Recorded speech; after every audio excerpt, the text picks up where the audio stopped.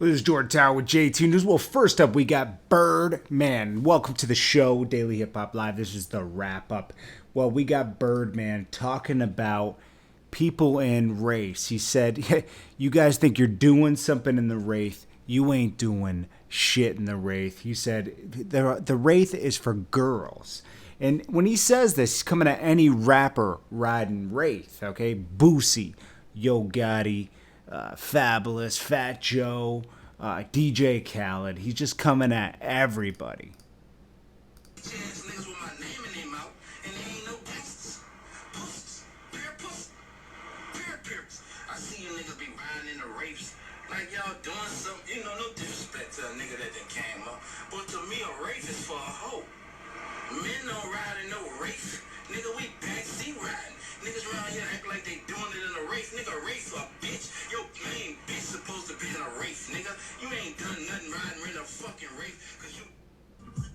G though, right? I be hearing all you niggas talking about this Lil Wayne shit. Lil Wayne, this Lil Wayne, that. Bitch. Well, anyways, he's dissing everybody riding Wraith, so that's kind of crazy. I mean, a Wraith costs a lot of money, man. Just because he doesn't like riding around in a Wraith doesn't mean it's for girls. Next up, we got Azealia Banks and Cardi B again. Azealia Banks came at Cardi B yesterday saying that Cardi B paid for her number one single and she's on because she's light skinned and she's not really a rapper. She's more about the money and all this other stuff. And, Cardi B didn't take kindly to this because the second time that Azealia Banks is coming at her, she had to respond the first time and she responded again this time. You see it, my nigga. Some be talking shit, they mad. Every motherfucking day, my nigga. I can't even do anything. And it's like, I think a lot of people get mad because they keep posting me, like, in la redes. Like, I don't fucking ask to be on this shit. I don't. No. They didn't even bother. A lot of people want to, because I'm pretty or something, because of my acids, that it was easy for me. It's not hard for a girl that looks like me to make it in the industry. Bro, no. These rappers don't give a fuck if you a bad bitch or not. No cheat code. And then another thing, a lot of people want to try to make it seem like, my record went number one because we paid to get number one. My nigga, you can't pay to go number one, bro. Everybody who had a number one hit record on the Billboard. Everybody who have one. So she's claiming she never paid to get number one. Now, you do pay for a lot of radio promotion, but people still have to organically like the record. So I hear her on that. She's right about that. People still have to like the record. You can't just buy a number one. I mean, it's a little deeper than that. Next up, we got Damon Dash. Okay, Damon Dash and Just Blaze and Wood Harris. Okay, we're talking. Damon Dash is kind of a prophet in this sense because everyone used to criticize him. Like Just Blaze used to talk about his downfall and say, "Oh, he was talking down to the Weinsteins. He never did a movie again. He had to go independent." And then Wood Harris even chimed in and talked about why Paid in Full didn't do well. A classic movie, but Damon Dash saw what Harvey Weinstein was back then and didn't, he was after him to promote the movie, and Harvey Weinstein was not promoting the movie properly, and he was on him. And then he also didn't like the way he disrespected women and everything. So he's kind of a prophet in this sense. Well, Wood Harris said this. That movie would have done a lot better if two things. I believe that probably Damon, his as a producer on that movie, I don't think he had a good relationship with Harvey Weinstein. Mm-hmm. And I think that relationship soured the movie in a sense where it didn't hit the screens, as many screens, it didn't get as much. Because it could be just a classic for everyone. I was gonna say it should have won. At that time, I think if he could do it differently, he would have. Mm-hmm. Like right now, even himself, he would say, because it's a classic, and it's a classic because of Perfect Storms happened a bunch of. It is a classic movie. It's one of my favorite movies. And, I mean, he clashed with Harvey Weinstein because he didn't like Harvey Weinstein. But, Damon Dash, that's how he approaches things. He fights his way in the business. You see him do it with Def Jam. You see him do it with everything. That's just his personality. He's a little bit of an asshole, but he does get things done. And he is kind of visionary. He gets into almost anything. Motor oil, everything. You got to respect Damon Dash's business entertainment gangster, okay?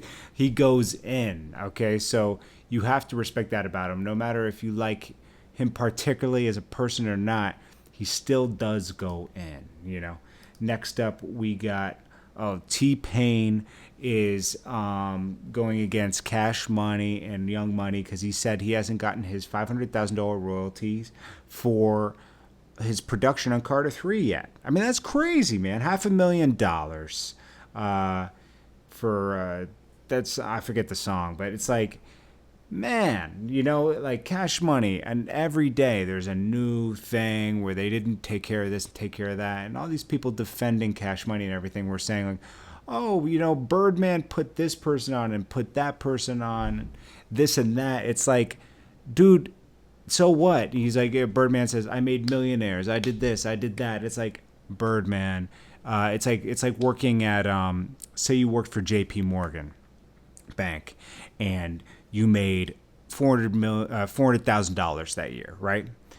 Do you think JP Morgan's like, yo, we're not going to pay you this year because we made you rich last year? No, you work hard for your money. You create, you put it out, it does well, you deserve your money, okay? They can't just decide not to pay royalties. They have an 80-20 deal with Universal, right? And Universal distributes it. Then they're responsible for paying out royalties, paying out everything, okay, putting up money for videos. They're the label.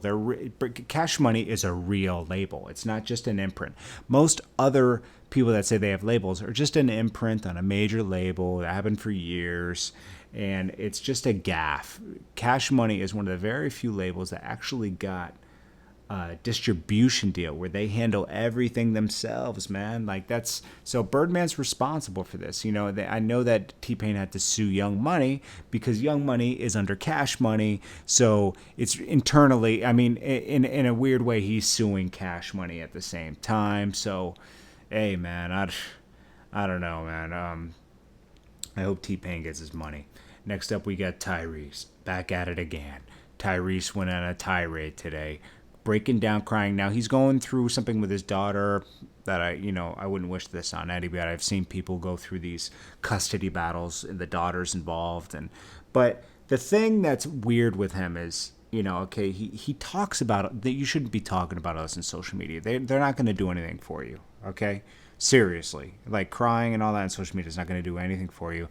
It's actually just going to hurt him in his case because they're going to show he's mentally unstable. Okay, he's crying that he's broke too, and he's going to threatening to quit the Fast and Furious franchise because The Rock went off and did his spin-off, and he goes on this whole thing against The Rock. Well, first let's listen to his crybaby, Tyrese tirade.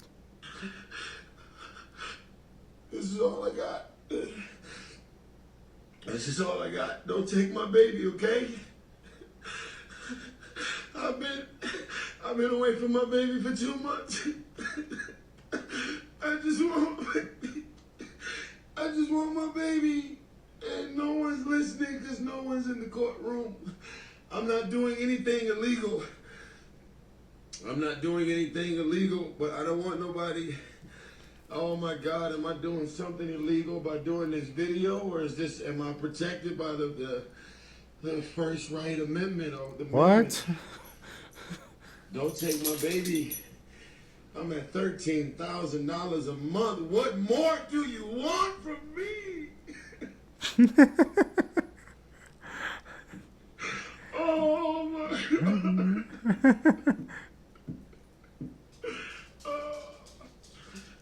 This is probably one of the funniest videos of the day. And then he posted, he should be focused.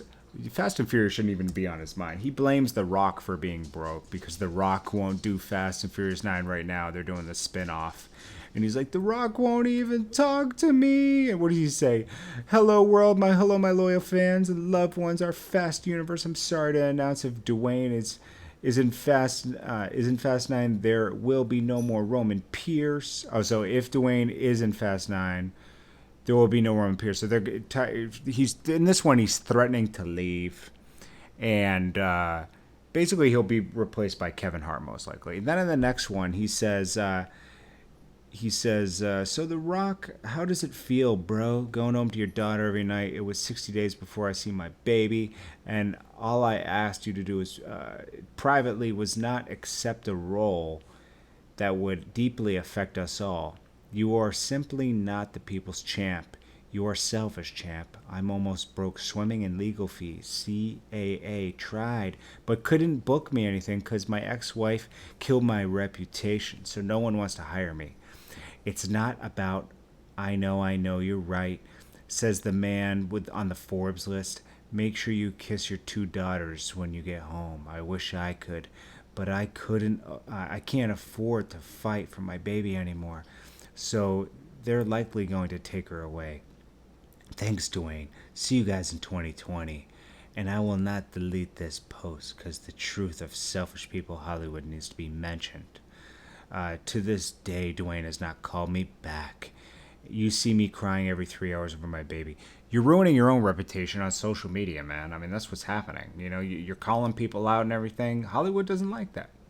I think that's the last story, man. Yeah, guys, I appreciate you guys, and I'll check you guys tomorrow. This is the daily wrap-up video. I appreciate you guys so much. You're amazing. You have a great day tomorrow, and I appreciate you guys so much. If you want to advertise on the channel, it's jordantowermedia@gmail.com. You can advertise your mixtape, your album, your music video, your latest song, anything. Appreciate you guys. Peace.